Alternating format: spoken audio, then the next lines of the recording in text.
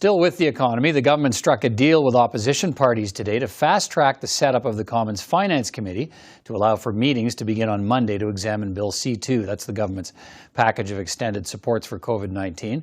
That includes a commitment for the finance minister to appear for questioning for 2 hours at the committee. The deal gives the $7 billion package of supports a better chance of being passed before the Christmas break. Let's bring in our panel of political commentators now. This week I'm joined by Muhammad Ali, a Liberal commentator, Marisa Maslink is a Conservative commentator, and Nikki Hill is an NDP commentator. It's good to see you all. Muhammad, let me start with you. The debate over the economy and the rising cost of living, prominent again in the House of Commons today. What's your reaction when the Conservatives lay the blame for inflation at the feet of Liberal spending? Well, I think they're being a little bit disingenuous with how the inflation debate is being framed.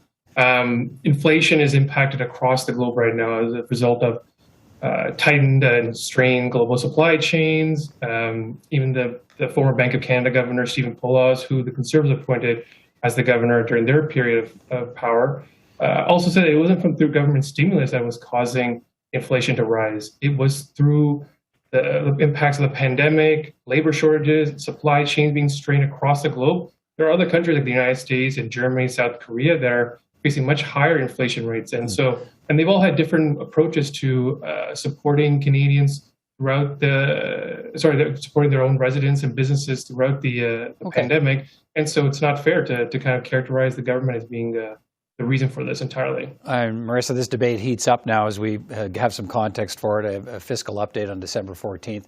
If inflation is a made-in-Canada problem, as the Conservatives suggest it is, what is the spending Conservatives would do away with to bring inflation down? Right, and I think, inflation has become a conversation that regular Canadians are having as they see the price of everyday essentials increase, like groceries and gas. This has been caused by record high domestic deficit spending. And as a country, all eyes are going to be turned to Prime Minister Trudeau to put out some form of solution. Now it's just a matter of opening up the books and, finding out, what the current state of COVID-19 is. Will this variant, it's more program spending. So all that's just kind of found through opening up the books. But that's why it's so important to be at a good fiscal state before times like these, before a pandemic, before inflation spikes, so that you're starting off with your best foot forward. And unfortunately, the Trudeau Liberals have been spending like they've been in a pandemic since 2015.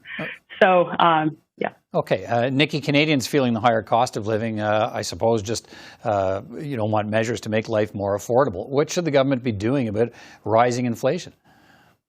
To be honest, I don't think that senior who's already struggling to make ends meet, and we're seeing, higher rate of food bank usage, we're seeing people worried about housing, that they're, going to be too worried about politicians quibbling about who's to blame here. We've gone through a global crisis.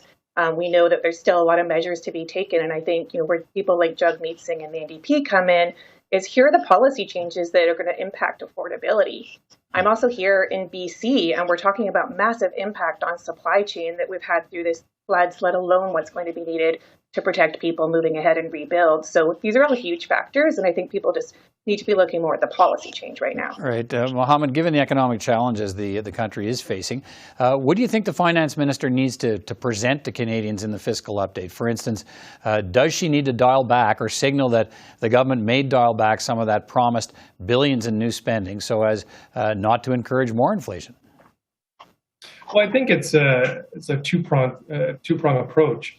The government's not going to be spending the levels that they were in the first year and a half of the pandemic. So that's already going to be a scaled down amount of government spending.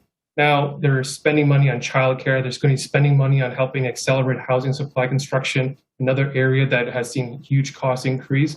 But they will need to continue to reasonably spend to protect Canadians and businesses for the rest of this pandemic.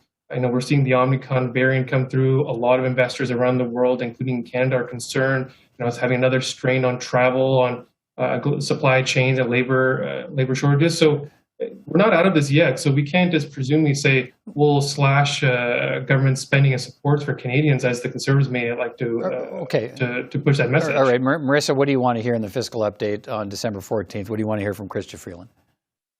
I want to hear that there's a plan to get the country's finances back in order. Even today we saw the CTV article that there's $900 billion in unaccounted for public funds. I want to know that there's a plan in place that the government is going to be spending our money responsibly, because right now it just sounds like they've been printing money and they're not even accounting for anything. So I just want to see a plan. I think most Canadians want to see that too, that they're not going to be passing on debt to their children and their grandchildren.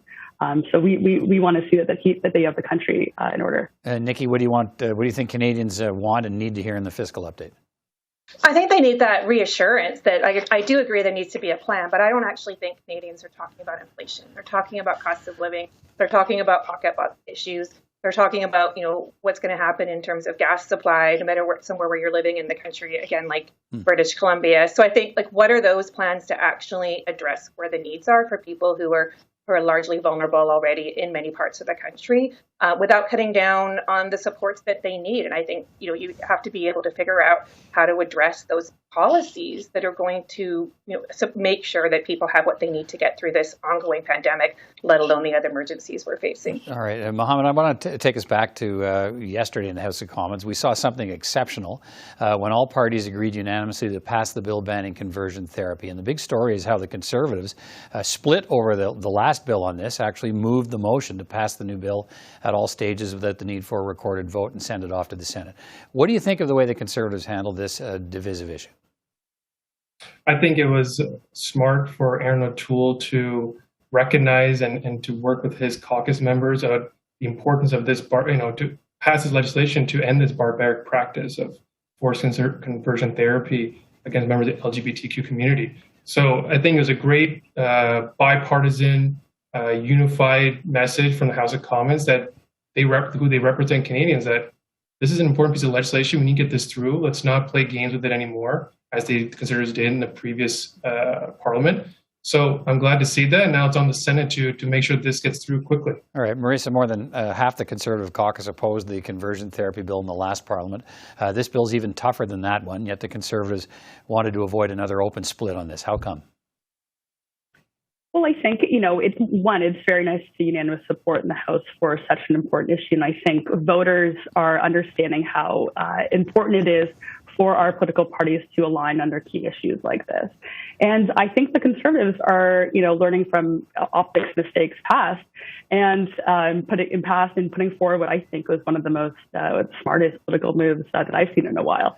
So if O'Toole and the Conservatives were wise, they'd kind of deal with the wedge issues internally in caucus, form some form of consensus like they did yesterday, and then focus their efforts in the House on topics that they're strong on, like inflation, like jobs, like the economy, issues that voters are bringing up at the doors. And Nikki, final word to you on this. What do you think about the way this unfolded and why?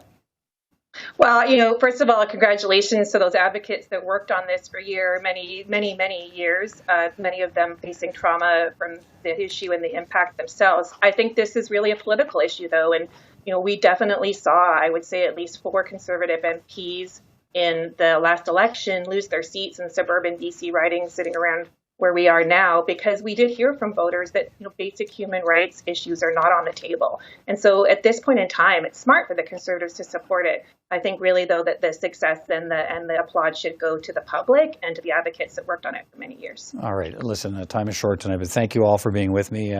Muhammad Ali, Marisa Maslink, and Nikki Hill. Thank you all for your time. Take care, everyone. Thank you. Thank you.